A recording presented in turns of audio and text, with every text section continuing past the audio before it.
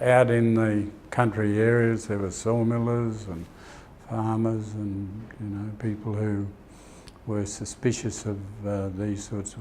There was an interaction between the issues of people who were producing from the land and the people who were looking for national parks and World Heritage listing. I think the environment generally just couldn't get in the way of development.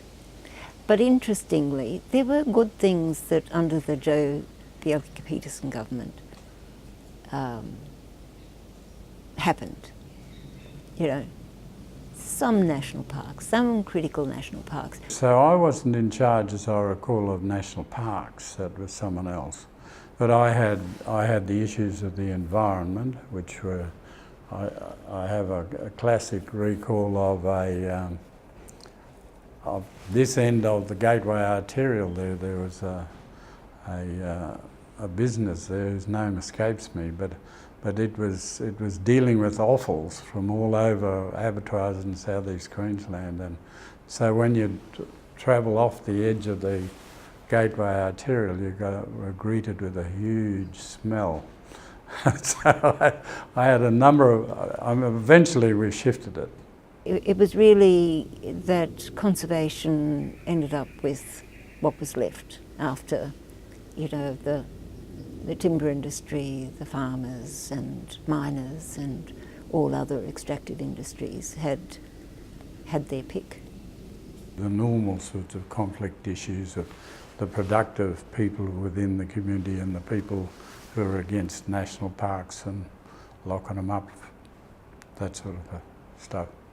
And it's a normal sort of conflict when a national park proposal comes up. There's objections to coal mines and those sorts of things, and there's adversary, differing views, and government's got a job of resolving them, hasn't it?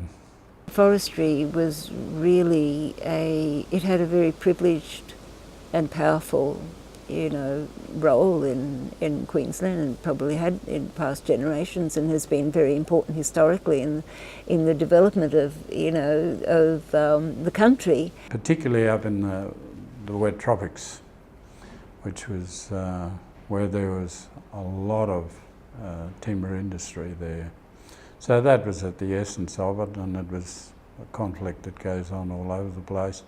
And it was the issue of management of these things when they came along. Who manages the feral animals inside it? Their management was minimalist, but enough for them to be able to portray that they were, doing the right thing, had a balanced approach, and between development and conservation. But that was not enough to ensure the survival of these ecosystems, the forests and the species that lived in them.